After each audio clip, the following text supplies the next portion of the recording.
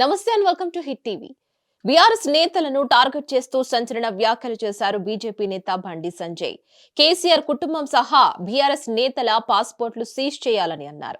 తెలంగాణలో ఇక బీఆర్ఎస్ గల్లంతేనని అన్నారు.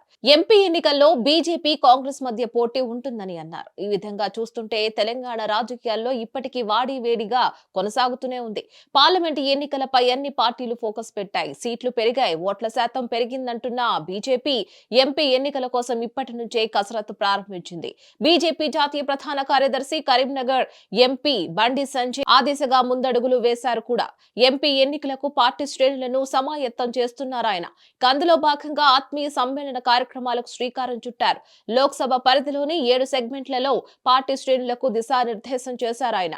ఈ క్రమంలో ఆయన బీఆర్ఎస్ టార్గెట్ గా సంచలన వ్యాఖ్యలు చేశారు. ఇక బీఆర్ఎస్ పని అయిపోయింది. తెలంగాణలో ఇక బీఆర్ఎస్ పరిస్థితి కేల్ ఖతం, దుకాన్ బంద్ అన్నారు. ఇక 10 ఏళ్లలో బీఆర్ఎస్ నేతలు భారీ అవినీతికి పాల్పడ్డారని ఆరోపించారు ఆయన. వచ్చే పార్లమెంటు ఎన్నికల్లో బీఆర్ఎస్ గాయపడబోతుందని, బీజేపీ కాంగ్రెస్ మధ్యే ప్రధాన పోటీ ఉంటుందని బండి సంజయ్ అన్నారు. ఇక కేసీఆర్ కుటుంబ సభ్యులతో పాటు బీఆర్ఎస్ నాయకుల పాస్పోర్టులను సీజ్ చేయాలని అన్నారు. ఇక లేకుంటే వారంతా దేశం విడిచిపోయే ప్రమాదం ఉందని అన్నారు.